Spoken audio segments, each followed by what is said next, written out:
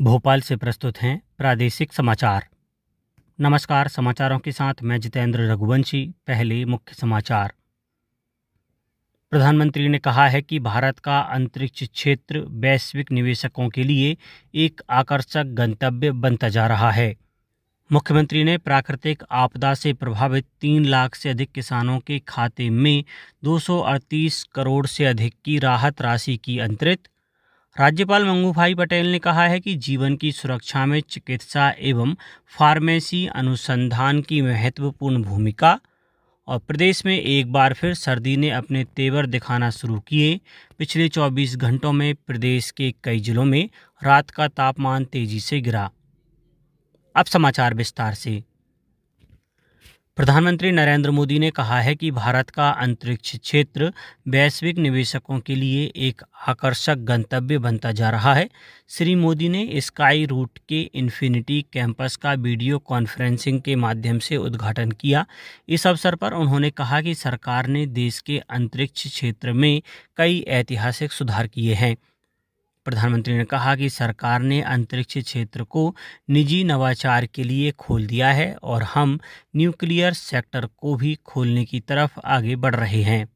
जैसे हमने space innovation को प्राइवेट सेक्टर के लिए ओपन किया, वैसे ही हम न्यूक्लियर सेक्टर को भी ओपन करने की तरफ आगे बढ़ रहे हैं। इस सेक्टर में भी हम प्राइवेट सेक्टर की सशक्त भूमिका की नींव रखने जा रहे हैं। इससे small modular reactor, advance reactors और न्यूक्लियर इनोवेशन में अवसर बनेंगे। यह रिफॉर्म हमारी एनर्जी सिक्योरिटी और टेक्नोलॉजिकल लीडरशिप को नई शक्ति देगा।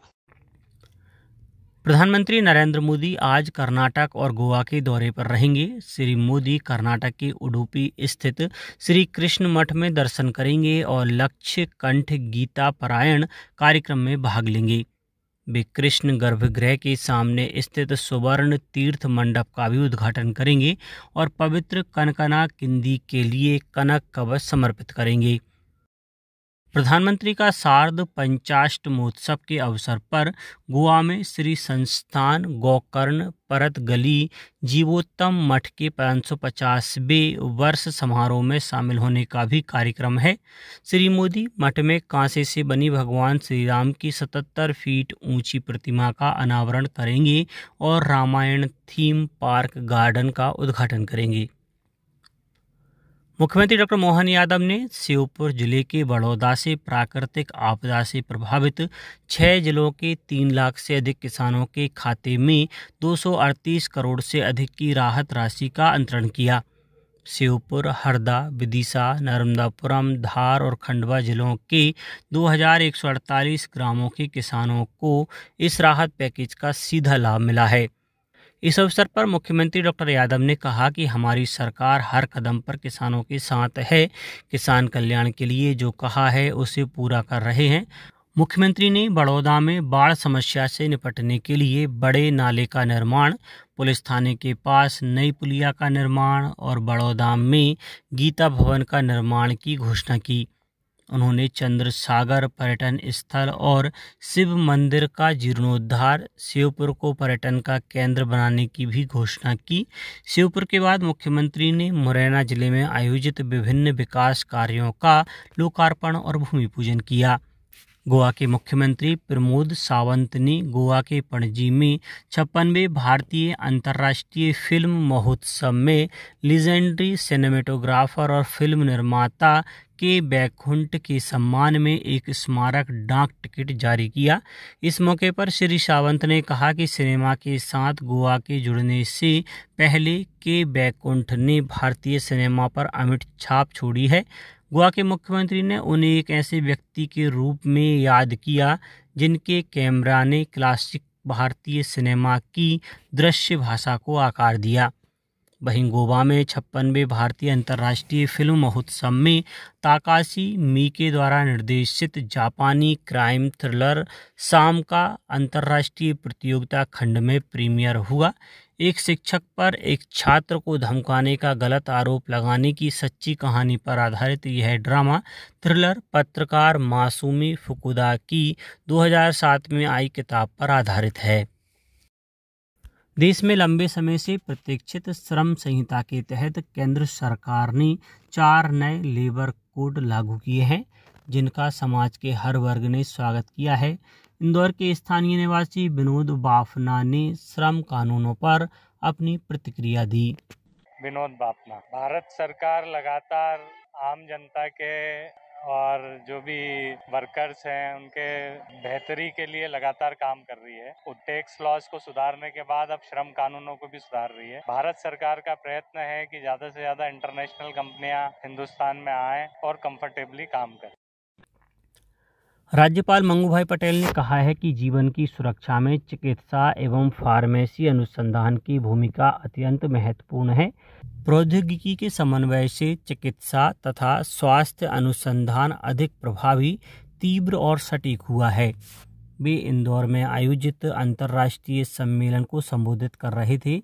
राज्यपाल ने अपने संबोधन में सिकल सेल एनीमिया को करोड़ों लोगों को प्रभावित करने वाली गंभीर आनुवांशिक स्वास्थ्य चुनौती बताया है। उन्होंने कहा कि इस रोग से निपटने की सबसे प्रभावी रणनीति समाज की सहभागिता और व्यापक जन जागरूकता है। निर्वाचन आयोग ने कहा है कि दूसरे चरण के विशेष गहन पुनरीक्षण SIR शुरू होने के बाद से मतदाताओं में 50 करोड़ 59 लाख से अधिक गणना प्रपत्र बांटे गए हैं। इस चरण में करीब 51 करोड़ मतदाता शामिल हैं और यह उसका 99.25% है। प्रदेश में भी मतदाता सूची के विशेष गहन पुनरीक्षण का कार्य चल रहा है। देवास जिले में अब तक 80% डिजिटलाइजेशन का कार्य हो गया है। SIR कार्य के लिए जिले में मतदाताओं की सुविधा के लिए हेल्प डेस्क स्थापित किए गए हैं।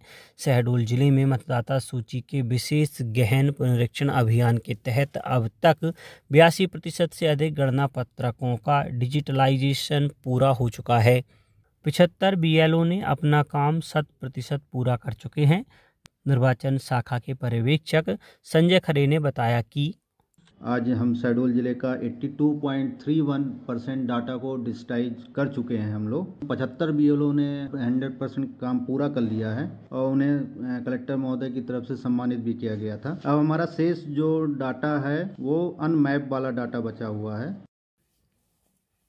विदिशा जिले में डिजिटलाइजेशन के कार्य में कुरवाई विधानसभा क्षेत्र की पठारी तहसील के सभी 9 मतदान केंद्रों का 100% कार्य पूर्ण कराया जा चुका है।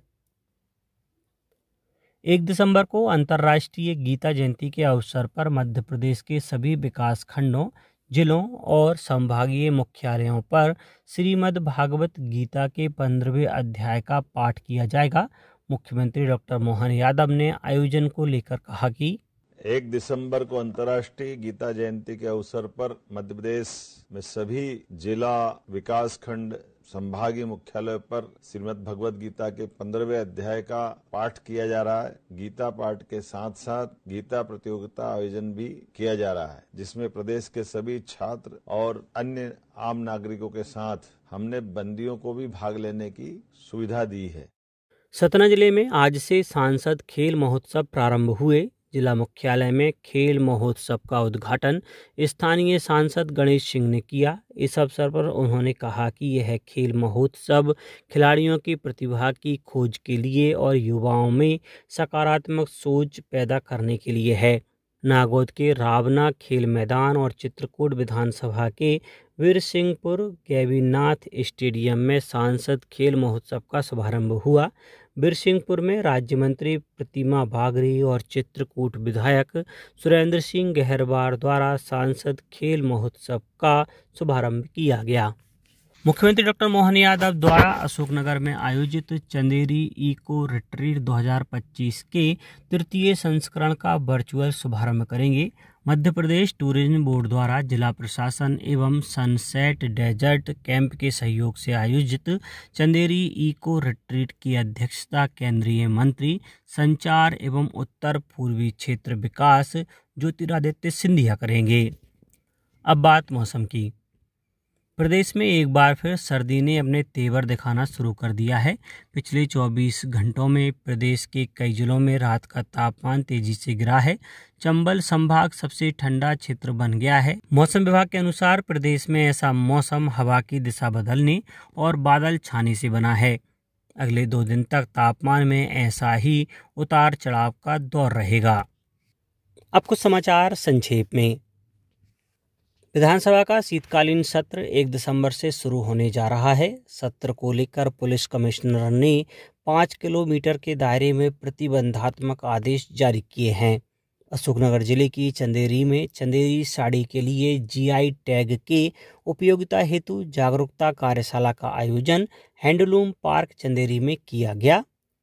जबलपुर जिले में किसानों को पराली प्रबंधन के वैज्ञानिक और आधुनिक तरीकों की जानकारी देने के उद्देश्य से एक लघु फिल्म अन्नदाता से ऊर्जादाता जबलपुर में नई क्रांति का विमोचन किया गया। लक्ष्यगत हस्तक्षेप परियोजना के अंतर्गत नर्मदापुरम के बागरा तवा स्थित प्राथमिक स्वास्थ्य केंद्र में इंटीग्रेटेड स्वास्थ्य शिविर का आयोजन किया गया। शिविर में 75 व्यक्तियों की व्यापक स्वास्थ्य स्क्रीनिंग की गई। और नीमच में स्वामी विवेकानंद युवा शक्ति मिशन के तहत शासकीय आयुर्वेद औषधालय जनकपुर द्वारा शासकीय माध्यमिक विद्यालय एवं आंगनवाड़ी केंद्र में निःशुल्क चिकित्सा शिविर आयोजित किया गया। अंत में मुख्य समाचार एक बार फिर। प्रधानमंत्री ने कहा है कि भारत का अंतरिक्ष क्षेत्र वैश्विक निवेशकों के लिए एक आकर्षक गंतव्य बनता जा रहा है। मुख्यमंत्री ने प्राकृतिक आपदा से प्रभावित 3 लाख से अधिक किसानों के खाते में 238 करोड़ से अधिक की राहत राशि की अंतरित। राज्यपाल मंगू भाई पटेल ने कहा है कि जीवन की सुरक्षा में चिकित्सा एवं फार्मेसी अनुसंधान की महत्वपूर्ण भूमिका। और प्रदेश में एक बार फिर सर्दी ने अपने तेवर दिखाना शुरू किए। पिछले 24 घंटों में प्रदेश के कई जिलों में रात का तापमान तेजी से गिरा। आज के इस बुलेटिन में बस इतना ही। नमस्कार।